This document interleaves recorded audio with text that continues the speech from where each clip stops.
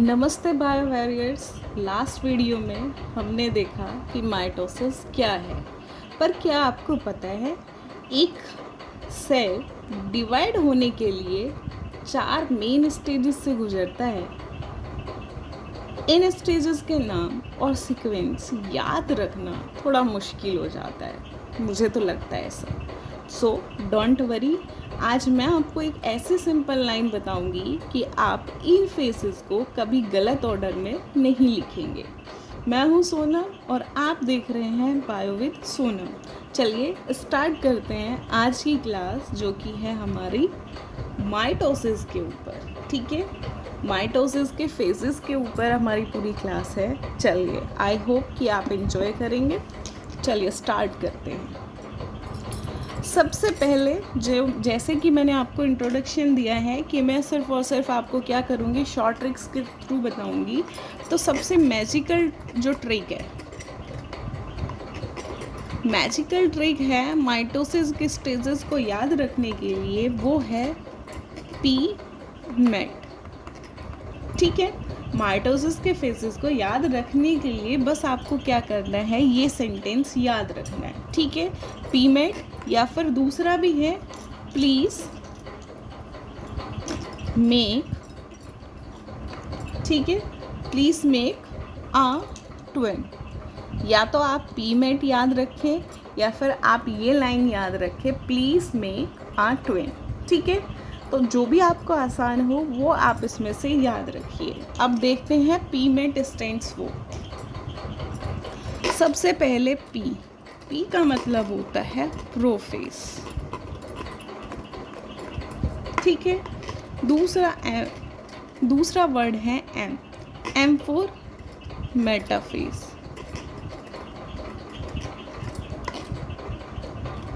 Third one is A for anaphase, and last one is T, that is telophase. तो ये 4 sequence, 4 order होते हैं mitosis की stages के लिए।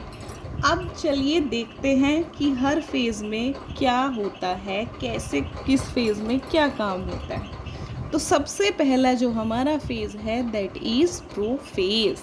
तो हम यहाँ पे सबसे पहले क्या देखेंगे, प्रोफेज। और प्रोफेज की ट्रिक क्या है, P इक्वल टू प्रिपेयर या फिर फर्स्ट, यानी कि पहले। ठीक है, ये इसकी शॉर्ट ट्रिक है प्रोफेज को भी याद करने के लिए कि इसमें क्या होता है, इसमें होता है प्रिपेयर या प्रिपरेशन। ठीक है, अब हम इसी को पढ़ेंगे। तो ये सबसे पहला फेज़ होता है और इसके अंदर क्या होता है, क्रोमोसोम्स बिल्कुल लाइट दिखने शुरू हो जाते हैं। और जो न्यूक्लियस होता है, जो न्यूक्लियस की आउटर लेयर होती है, दीवार, जिसको हम न्यूक्लियर एनवलप जो हमने कल किया था, वो क्या होता है, वो धीरे धीरे यहाँ से डिसअपीयर होने लगता है और सेल डिवाइड होने की प्रिपरेशन स्टार्ट कर देती है। यानी कि वो शेड ऑफ होनी शुरू हो जाएगी, और जब वो शेड ऑफ हो जाएगी इसका मतलब है कि सेल क्या है, अब डिवाइड होने के लिए प्रिपेयर हो चुकी है, उसने स्टार्ट कर दिया है। तो ये होता है प्रिपेटरी फेज, जिसको हम बोलते हैं prophase. Second phase is metaphase, और मेटाफेज को हम बोलते हैं मिडिल। ठीक है, एम फॉर मिडिल, ये इसकी शॉर्ट ट्रिक है। अब इसमें क्या होगा, अब ये सबसे आसान फेज, इजी फेज होता है, क्योंकि इसके अंदर जितने भी क्रोमोसोम्स होते हैं सेल के, वो क्या हो जाते हैं, मिड में एक लाइन में बन जाते हैं। बिल्कुल मिड में आके क्या हो जाते हैं, वो एक लाइन में खड़े हो जाते हैं इस तरीके से। ठीक है, और इसी फेज़ को हम बोलते हैं मेटाफेज। क्लियर। अब थर्ड फेज़ आता है जिसको हम बोलते हैं एनाफेज, और एनाफेज का मतलब होता है, इसकी जो ट्रिक है, हम इसको लेंगे ए से, और इसका मतलब होता है ए फॉर अवे या फिर अलग होना। जो भी आपको याद रहे वो आप रख लेना। अब इस फेज़ में क्या होंगे कि जो क्रोमोसोम्स होते हैं वो क्या होंगे, टूटेंगे, और टूटने के बाद क्या होंगे, अपोजिट पोल्स पे जाके क्या करेंगे, अपोजिट पोल्स की तरफ क्या होंगे, ये अट्रैक्ट होने शुरू हो जाएंगे। ठीक है, मतलब कि वो एक दूसरे से क्या होंगे, डिवाइड होने के बाद एक दूसरे से दूर जा रहे होंगे। अब क्या होगा, सेल अब क्या होगी, स्ट्रेच होने लगेगी। ठीक है, ये इतना काम होता है एनाफेज के अंदर। उसके बाद आपका आता है fourth phase, that is telophase. अब टीलोफेज, यहाँ से टी उठाया शॉर्ट ट्रिक के लिए, ठीक है, और टी का मतलब होता है 2 सेल्स, 2 सेल्स कह लो या फिर टर्मिनेट कह लो।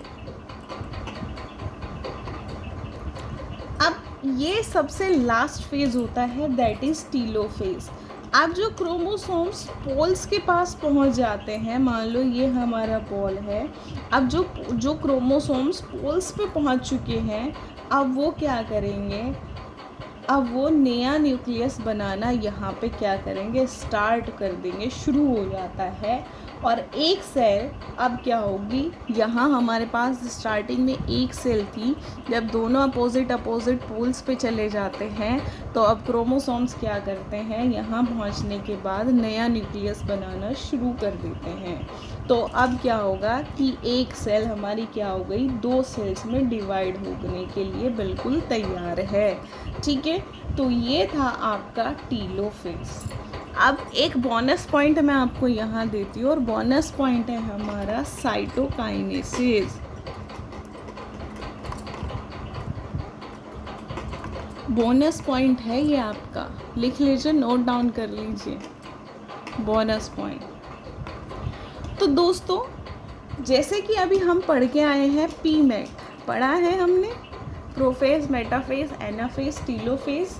तो पीमेट के बाद एक लास्ट स्टेप होता है, क्योंकि यहाँ पे लास्ट स्टेप में टीलोफेज में 2 सेल बिल्कुल रेडी हो जाती हैं, डिवाइड होके 2 सेल्स नई बिल्कुल रेडी होना शुरू हो जाती हैं।